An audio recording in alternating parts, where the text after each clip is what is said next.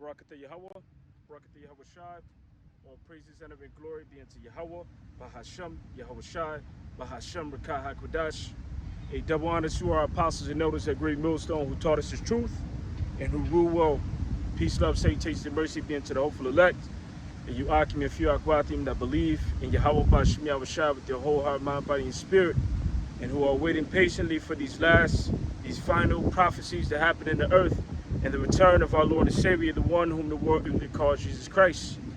You know, back again, you know, with another lesson, you know, to show the hypocrisy, you know, of the devil, you know, the fact that there's no equity with him, you know, he's not equal, you know, but he perverted judgment, you know, and such is the way of a hypocrite, you know. And who is the hypocrite? The hypocrite is Esau Edom, the self-proclaimed white man. You know, as I was browsing through, you know, the news, just basically trying to find something to do a lesson on, you know, one thing in particular that caught my attention was the fact that they're bringing to trial a 100-year-old, you know, ex, you know, soldier, you know, from the time of the Nazis, of the time that Hitler, you know, was in charge, you know, which they're accused of, you know, the crimes that they committed against the small hats, all right, which we know things that circulate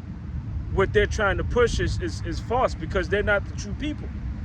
You know, they've pushed on the world that narrative that they're the true people, that they're the Most High Heavenly Father's chosen people, and that, you know, what they went through in regards to the persecution that they suffered, you know, was biblical prophecy, you know, but it wasn't biblical prophecy.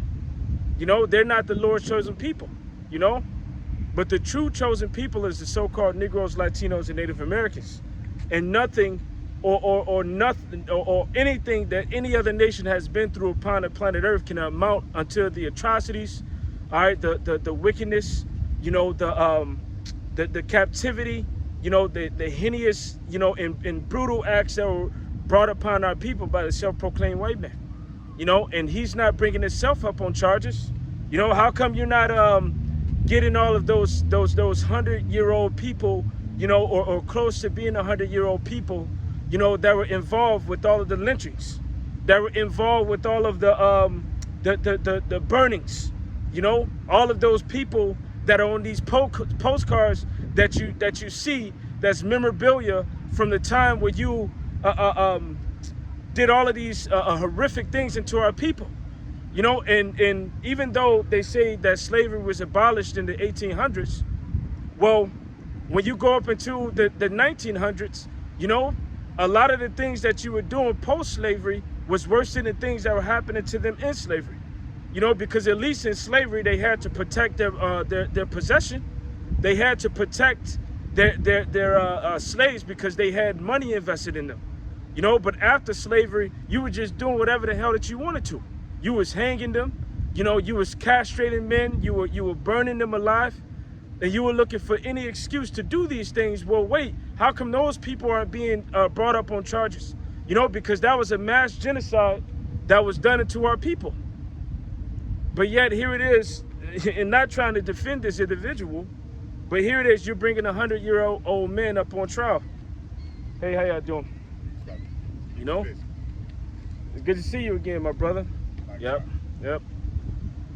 So you want to bring him up on charge, but why don't you bring yourself up on the charges, you know, that you, for what you have done to our people, which shows your hypocrisy, all right? Because when it comes down to you, there's a statute of limitation. I'll just throw it out, you know, forget about it. You know, that happened a long time ago. But when it comes down to something that was done to your kind, all right, you gotta. They have to feel the greatest extent, you know, of the punishment or the crime that you're gonna bring upon them. So it says, I'm innocent, 100-year-old ex, you know, NAZI camp guard accused of complicity in the murdering thousands, insists he knows nothing. But yet, when you calculate the murders of what was done to our people, it goes into the hundreds of millions. It goes into the hundreds of millions. So I can't wait until the day when you are found guilty for the crimes that you have done to our people. I can't wait until the day when you're judged in the high court, which is the court of Yahweh Bashim Yahushai. I can't wait until the day that you're brought before the King of Terror, you know, so that true judgment can go out. Because you would never, you know, issue out a true judgment, a true verdict. You would never bring yourself up on the charges of the things that you have done unto our people.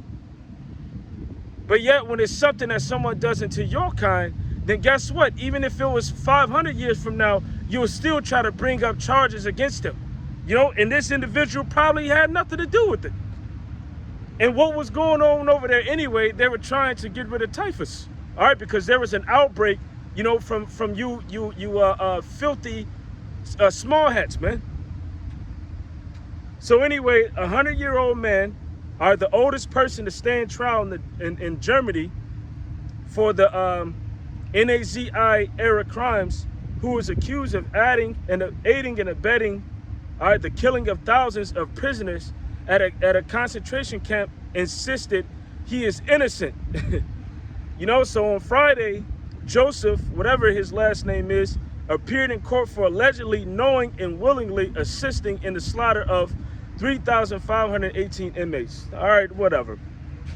So the point of this is the fact that this man is 100 years old, all right, and you're charging him for things that were done around the era that you still had our people in captivity. All right, because post so-called slavery, you came up with black codes, you came up with slave codes, you came up with vagrancy laws, you came up with the convict lease system, you came up with apprentice laws to the point where you were taking orphans, you know, so-called Negro orphans, and leasing them out to individuals for work. All right, you came up with all of these different things and refuse to let our people go out of slavery, man. So all of these things that you have done, and there's not one person that's being brought up within your court system to pay for those things that were done to our people. So what does that mean? That means that you are a hypocrite. But the time is going to come that you are going to be brought before the throne of Yahweh Shai, and you're going to be judged. When you go into the book of 2 Corinthians, the 5th chapter and the 10th verse, it says, "For we must all appear before the judgment seat of Yahweh Shai, that everyone may receive the things done in his body according to that which ye have done, whether it be good or bad. And what have you done? You have done nothing but bad." You know, so the time is going to come where you're going to be judged according to the things that you have done.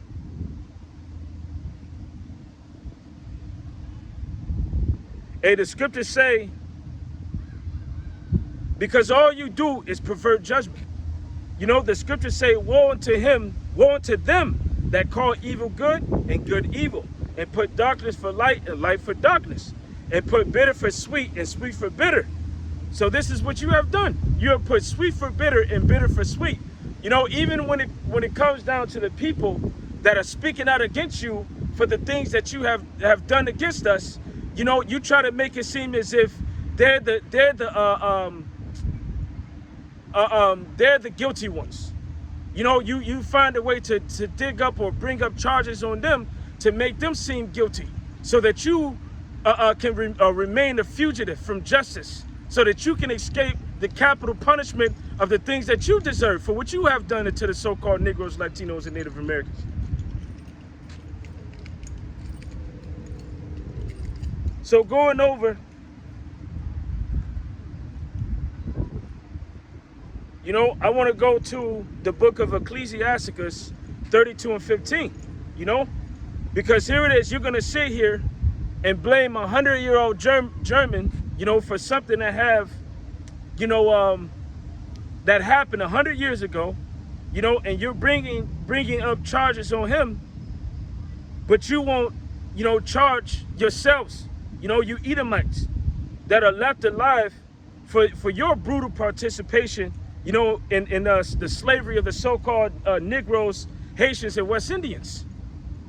So here it is. What does that show? That shows that you're a hypocrite. The book of Sirach, the 32nd chapter, verse 15, it says, he that seeketh the law shall be filled therewith, but the hypocrite will be offended thereat.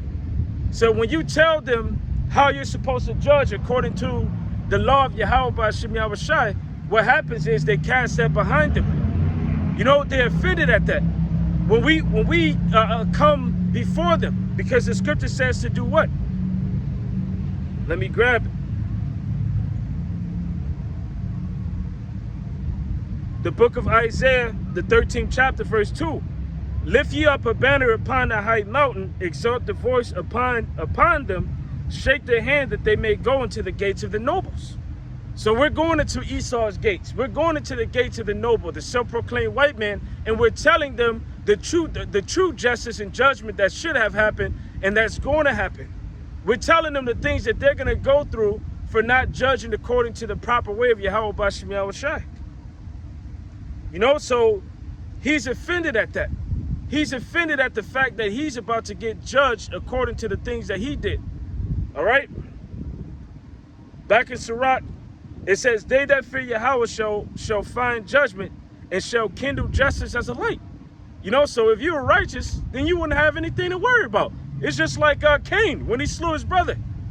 All right, what did the Lord say? Because now all of these Edomites are mad because we're telling them the things that they're going to go through because of what they have done.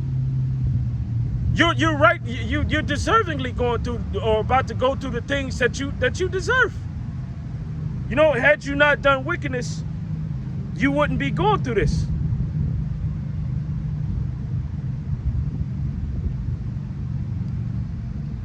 The book of Genesis 4 and 7, and this is dealing with Cain, right? Which I'll start up at verse 4. It says, in Abel, he also brought of the firstlings of his flocks and the fat thereof, and Yahweh had respect unto Abel and to his offering. But unto Cain and to his offering he had not respect. And Cain was very wroth, and his countenance fell. And Yahweh said unto Cain, why art thou wroth? And why is that countenance fallen? All right, verse 7, it says, if thou doest well, shalt thou not be accepted? And if thou doest not well, sin lieth at the door, and unto thee, all right, shall be his desire, and thou shalt rule over him. So if just like Cain, all right, which is you know, the spirit that's inside of you. If you were doing well, then you wouldn't have anything to worry about. You know, so if you Edomites were doing well, then guess what? You don't have anything to worry about. But because you're doing wickedly, and you're perverse, and you're against the law of Yahweh B'Shem Yahushai, and there's no equity in you, and you have done injustice, then guess what? You deserve the punishments that are coming upon you. And it does not matter if you're not your forefathers and what you are, because the spirit that's inside of you is the same spirit that was inside of your forefathers. So you rightly deserve the things that you're going through. All right, you rightly deserve the reproach that you're receiving because of the things that you have done, the things that your forefathers have done, and the things that you hold yourselves clear of and not guilty of. When you're tarnished with crimson because of the blood that you have shed and all of the wickedness that you've done. Back in the book of Sirach, it says, a sinful man would not be reproved, but he findeth an excuse according to his will. So when you finally are judged according to the things that you have done, you always make an excuse. But anyways, you know, for those of you that say, oh, well, this happened a long time ago. Do you not know that the scripture said that 1,000 years is like unto yesterday unto Yahweh? So the things that you've done 400, 430, 450, 500 years ago, you are going to be held accountable to those things in the courts of Yahweh B'Shem Yahushai. The scripture said what? It says that everyone shall stand before the judgment seat of Yahweh B'Shem Yahushai. All right, did not we read that? All right, the scriptures also speak about you being brought before the king of terror. The book of Job, the 18th chapter, and beginning at verse 13, it says, beginning at verse 12, his strength shall be hunger bitten, and destruction shall be ready at his side. You know, the destruction just isn't going to come by the thermonuclear missiles. is going to come by Yahweh Shai. And the chariots, the angels that are coming with them, they're going to bring destruction too. It says, it shall desire the strength of his skin. Even the firstborn of death shall devour his strength. His confidence shall be rooted out of his tabernacle, and it shall bring him to the king of terrors. And who is the king of terrors? The Most High Heavenly Father. You know, one day unto Yahweh is 1,000 years unto men. 1,000 years unto men is just one day with the Lord. So the things that you did is still fresh in the Lord's mind. When you kill Yahweh Shai, it's still fresh in Yahweh Shai's mind. It's still fresh in Yahweh's mind. Why? Because it only happened 2 days ago in the eyes of Yahweh. And what have you done to his people? You persecuted them. You hung them. You did horrific and heinous acts to them. And yet, what are the charges that are brought against you? You ain't gonna punish yourself. So who's it left up to punish you? Yahweh B'Shem Yahweh Shai. Psalms 90:4. It says, for 1,000 years in the sight, in thy sight, are but yesterday when it is past, and as a watch in the night. So the things that you just done to his people, guess what? It's fresh in the Lord's mind. All right?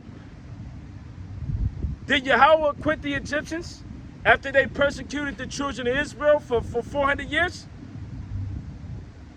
You know, so where's this talk that you have now, you know, amongst you Edomites, when you say that just happened a long time ago? Forget about it. To Yahweh B'Shem Yahweh Shai, it ain't happened a long time ago. To Yahweh B'Shem Yahweh Shai, it just happened a half day ago. How about that? Genesis 15:13. And he said unto Abram, know of a surety that thy seed shall be a stranger in the land that is not theirs, and shall serve them, and they shall afflict them 400 years. And also that nation whom they shall serve will I judge, and afterwards shall they come out with great substance, and thou shalt go to thy fathers in peace, and thou shalt be buried in a good old age. But in the 4th generation they shall come hither again, for the iniquity of the Amorites is not yet full. So here it is, after being in captivity under the Egyptians, all right, 400 years later, Yahweh B'Shem Yahweh Shai judged their asses. All right, he brought great and terrible things upon Egypt, man. All right, things that are still spoken about today. So what is he going to do unto this place? What is he going to do unto America? If he did what he did upon Egypt and the Egyptians and the rulers of Egypt, which was Pharaoh, what is he going to do to this place? And what is he going to do to the elites that are ruling this place? He's going to bring terrible things upon this place. It's so much that the whole earth is going to reel to and fro like a drunkard. He's going to judge this place, man. You know, after 400 years, Yahweh B'Shem Yahweh Shai delivered the children of Israel, and it actually was 430 years, he delivered them out of Egypt. And when he delivered them out of Egypt, who was the first nation to attack the children of Israel? It was Amalek. All right, the same ones that are ruling over the earth today, and so much that the Lord said that he will cut off the people of Amalek. It says that he will have war with them forever. But anyways, they were the first ones to come out and attack the children of Israel. But yet, 400 years later, or 400 and however many years, or, you know, however many years it was, give or take, it was 360 to 400 years, however many years it was. All right, he gave a decree to the king of Israel at the time, which was Saul, to go and to punish and to cut off every male child and every living thing amongst Amalek, to completely blot and wipe them out. 1 Samuel 15:2. Thus said Yahweh of hosts, I remember that which Amalek did to Israel, how he laid wait for him in the way when he came up from Egypt. Now go and smite Amalek and utterly destroy all that they have, and spare them not, but slay both man and women, infant and suckling, all right, ox and sheep, camel and asses. So this was 400 years after the crime that Amalek committed. But what was the crime that they committed? Deuteronomy 25 and 17. Remember what Amalek did unto thee by the way, when ye were come forth out of Egypt, how he met thee by the way, and smote the hindmost of thee, even all that were feeble behind thee, when thou wast faint and weary, and he feared not the Lord.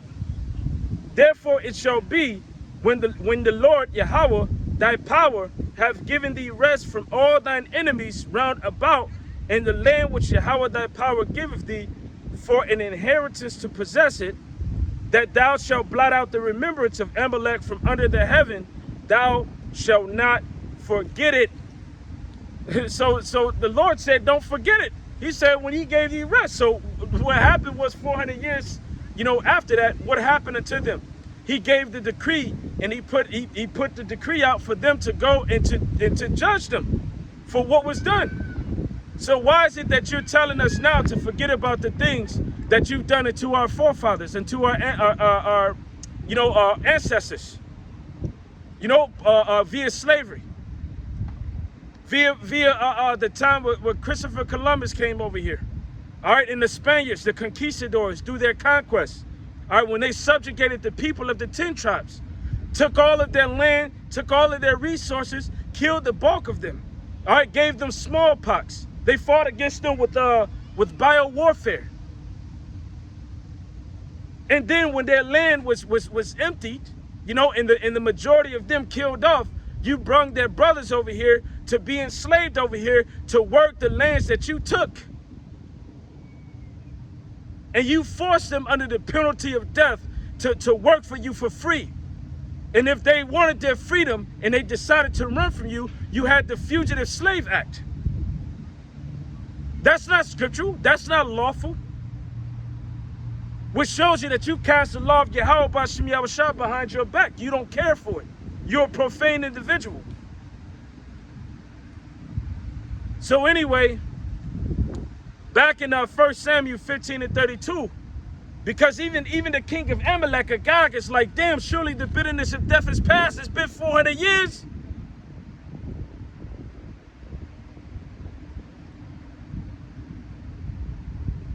Just a moment.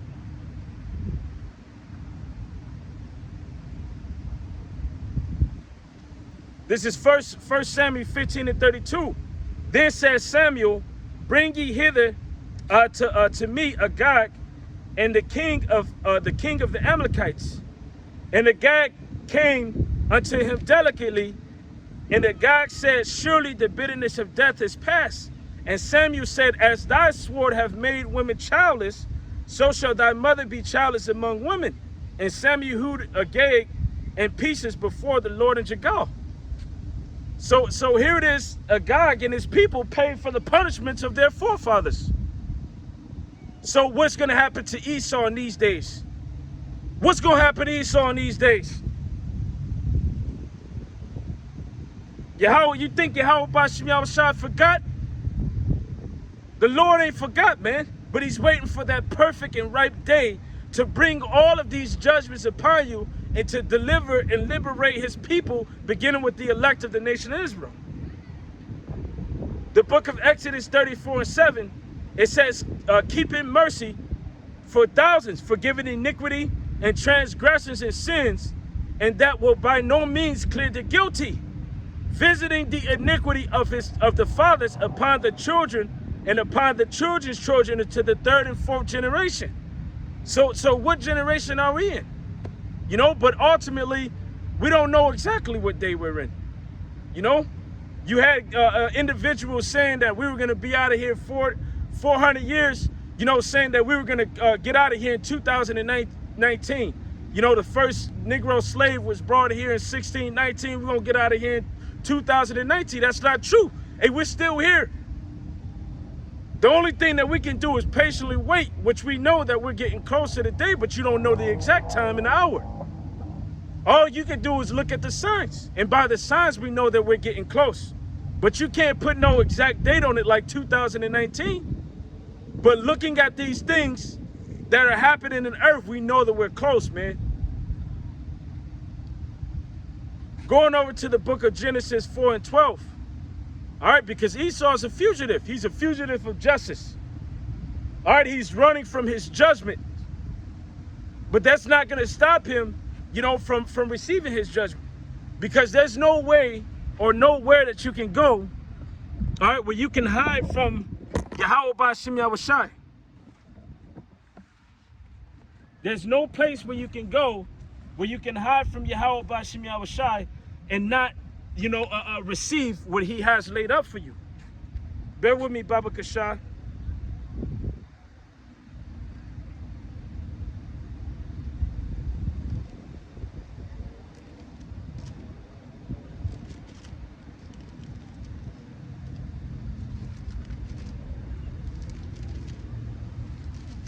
Baba Kasha.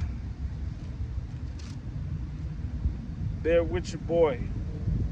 The book of Job, the 34th chapter, verse 22. There is no darkness nor shadow of death where the worker of iniquity may hide themselves. You know, and the word iniquity means to be unjust. It means to be unequal. The word in means not, and the word iniquity, you know, or equity, you know, goes back to, I forgot how you pronounce it within Latin, or queus or something along the lines of that, and that's where you get the word equal. So not equal. You know, the scale is not equal when it comes down to Esau Edom, because he's always perverting judgment. Why? Because he's a perverse and profane man. So there's no way, nowhere that you can go to hide yourself from the judgment of Yahweh B'Shem Yahushai.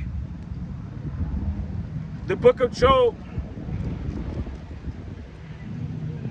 the 26th chapter, verse 6. Hell is naked before him, and destruction hath no covering. You see? Even hell is naked before him, you know? And the scriptures say destruction hath no covering. I want to grab a few more.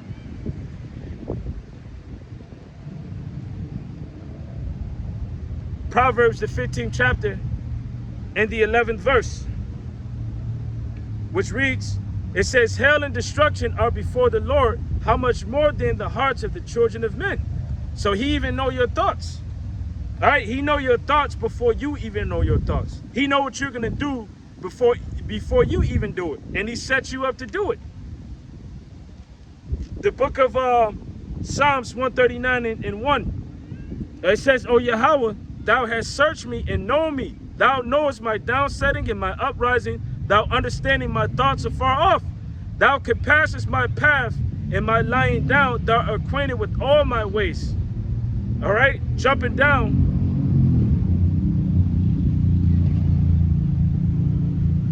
Jumping down to verse 8 or verse 7. Whither shall I go from thy spirit, or whither shall I flee from thy presence? It says, if I ascend up into heaven, thou art there. If I make my bed in hell, thou art there. If I take up the wings of the morning and dwell in the uttermost part of the sea, even there shall thy hand lead me, and thy right hand shall hold me. If I say, surely the darkness shall cover me, even the night shall be light about me. Yet darkness hideth not from thee, but light shineth as in the day. The darkness and the light are both alike to thee. All right? For thou hast possessed my reins and hast covered me in my mother's womb. So Yahweh B'Shem Yahushai knows everything that you're going to do before you do it, because he sets you up and make you do it.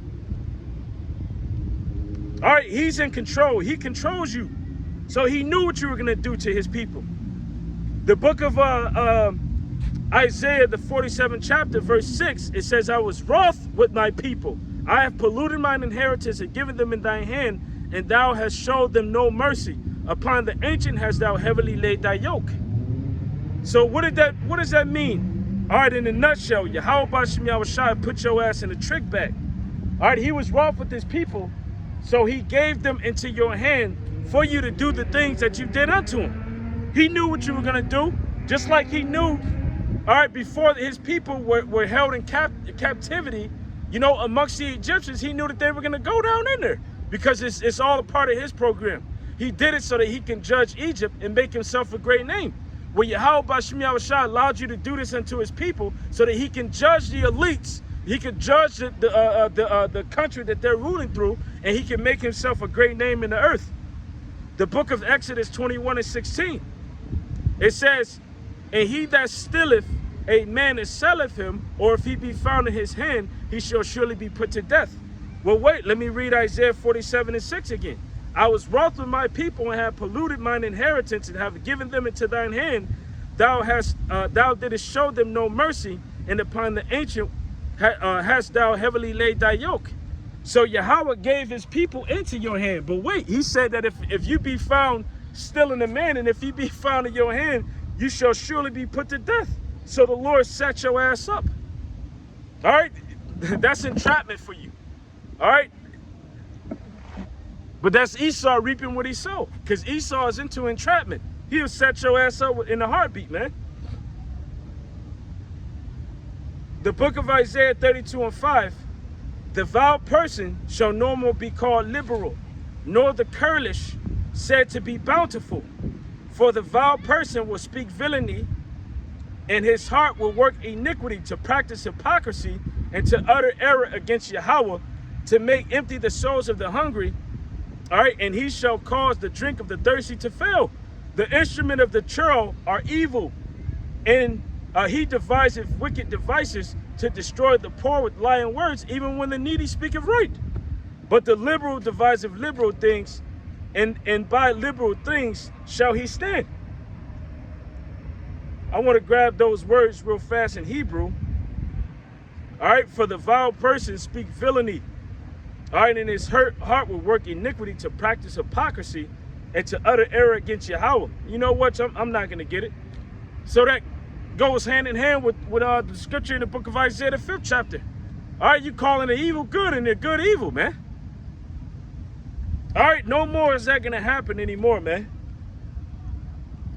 The book of Sirach 5:8, it says, if thou seest, Sirach, not Sirach, Ecclesiastes 5:8, if thou seest the oppression of the poor and the violent perverting of judgment, you know, because ultimately that's what Isaiah 32 is going into, you know, the perverting of judgment. All right, it says the violent perverting of judgment and justice in the province.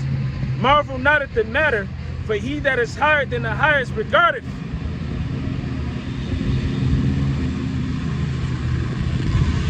And there is none highest, there are none higher than they. So there's none higher than Yahweh Bashim Yahushai.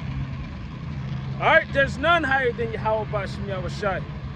You know, each and every time, you know, that the wicked has come up to try to destroy and cut off the nation of Israel, their plans were thwarted. All right, their plans dissipated. Why? Because Yahweh Bashim Yahushai, you know, although he allows you to, you know, be a whipping stick into his people, it's not in his heart and his intentions to cut off the whole nation of Israel. You know, it's not in his heart and his intentions to destroy his people like Sodom and Gomorrah. You know, he preserved a remnant. He preserved a remnant. He's still dealing with his people, although they get chastised. But those that chastise his people and that is fully set in their heart to do evil unto them, what always ends up happening to them, you know? So you're going to pay for the things that you did unto the children of Israel. All right, you Edomites, you self-proclaimed white people. Now from here, I'm going to read the editions of the book of Esther, and I'm going to read verse 1 through 18. All right, because this is dealing in a nutshell with, you know, the book of Esther. You know, and in the brief, it gives the account of what transpired within those books, those chapters that you read within the book of Esther.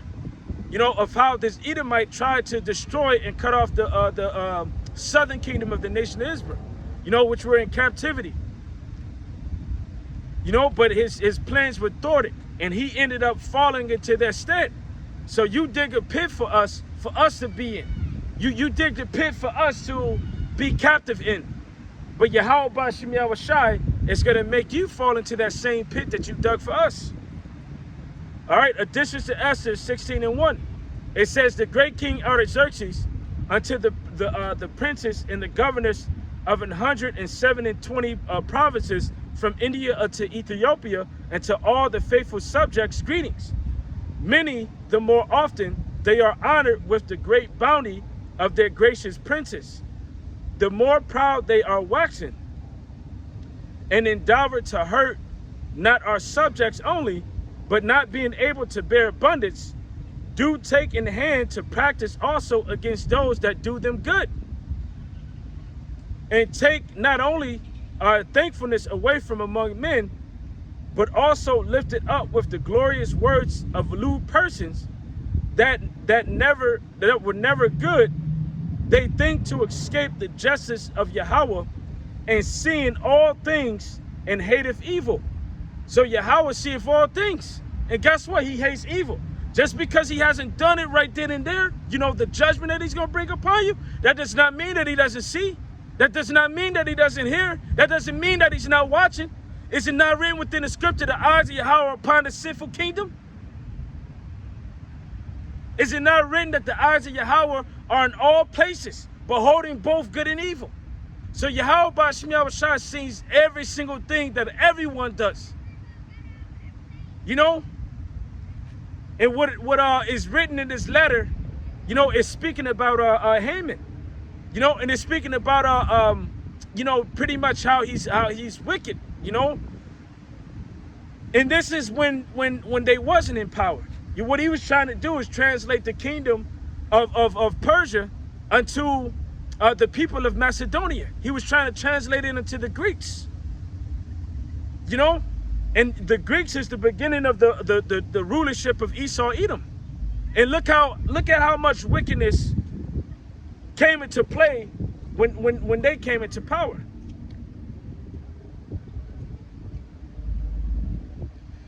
This is the book of Maccabees, the first chapter, and let's see.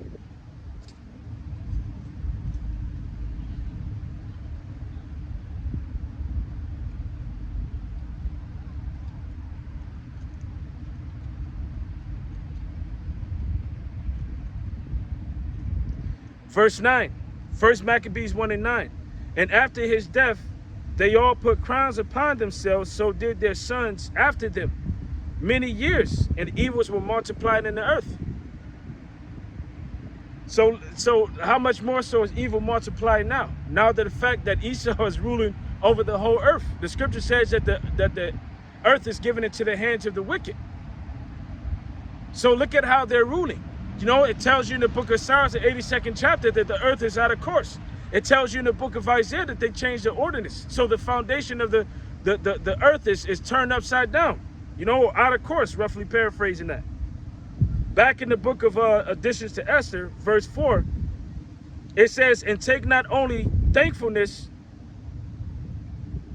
Salakia, verse 3, it says, and endeavor to hurt not our subjects only, Salakia, phone on 5%. I should be able to get through this though. It says, and endeavor not to hurt not our subjects only, all right, but not being able to bear abundance, do take in hand to practice also against those that do them good, and take not only thankfulness away from among men, but also lift it up with the glorious words of lewd persons that were never good. They think to escape the justice of Yahweh, and seeking all things, and hateth evil. Oftentimes also fair speech of those that are put in trust to manage their friends' affairs have caused many that are in authority to be partakers in innocent blood, and have enwrapped them in remediless calamities, beguiling with the falsehood and deceit of their lewd disposition the innocency and goodness of princes. So here it is. If this happened back then, you know, how much more so now, seeing that Esau is ruling over the whole planet, man. All right, it says, now you may see this. Also we have declared, not so much by ancient histories, as ye may, if ye search what have been wickedly done of late through the pestilent behavior of them that are unworthily placed in authority. So he's speaking about Haman. He's speaking about an Edomite, all right, out of the lineage of Amalek. It says, and we must take care for the time to come that our kingdom may be quiet and peaceable for all men, both by changing our purpose and also judging things that are evident with more equal proceedings. So this is how you're supposed to judge. You're supposed to judge with equal proceedings. All right, if you're gonna bring up charges against this 100-year-old German, then you're supposed to bring up charges also against all of these people that caused the mass genocide of the so-called Negroes, Latinos, and Native Americans that are still alive right now. But you're not gonna do that. It says, for Haman, a Macedonian, all right, the son of Hamadatha, all right, Haman, the Macedonian, the son of Hamadatha, it says, being indeed a stranger from the Persian blood and far distant from our goodness, and as a stranger received of us, had so far forth obtained the favor that we shewed towards every nation, as that he was called our father and was continually honored of all the next persons unto the kingdom. But he, not being bearing his great dignity, went about to deprive us of our kingdom and life, having by manifold and cunning deceits sought of us the destruction, as well as Mordecai, who saved our life.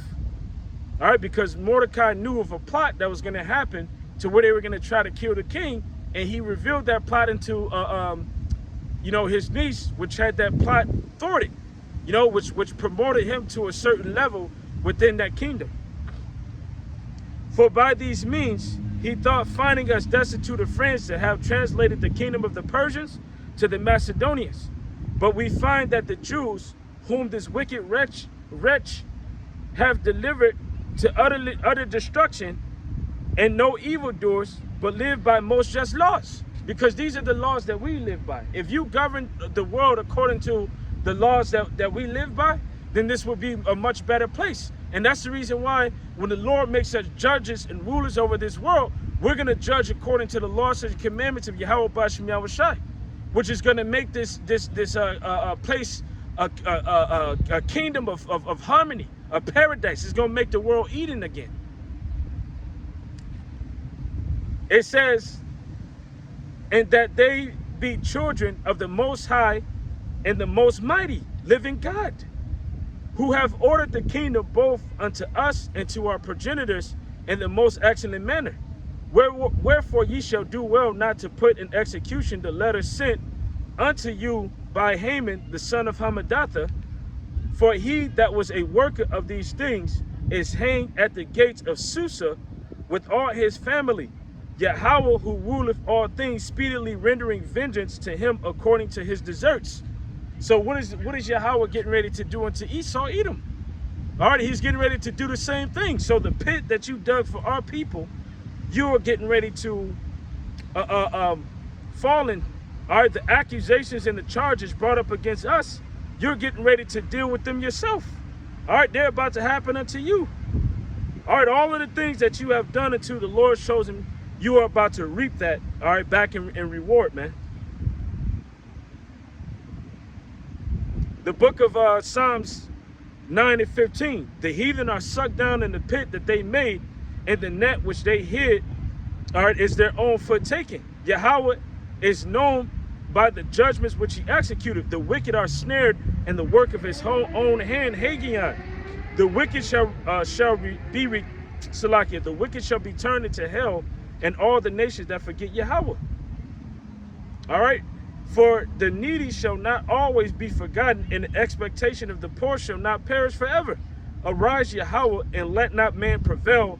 Let the heathen be judged in thy sight. So that's getting ready. That's what's getting ready to happen unto you for the things that you have done unto our people. All right, you held yourselves not guilty, but the Lord is going to hold you guilty. So with that, I truly hope that this lesson was edifying. Until the next time, Shalom.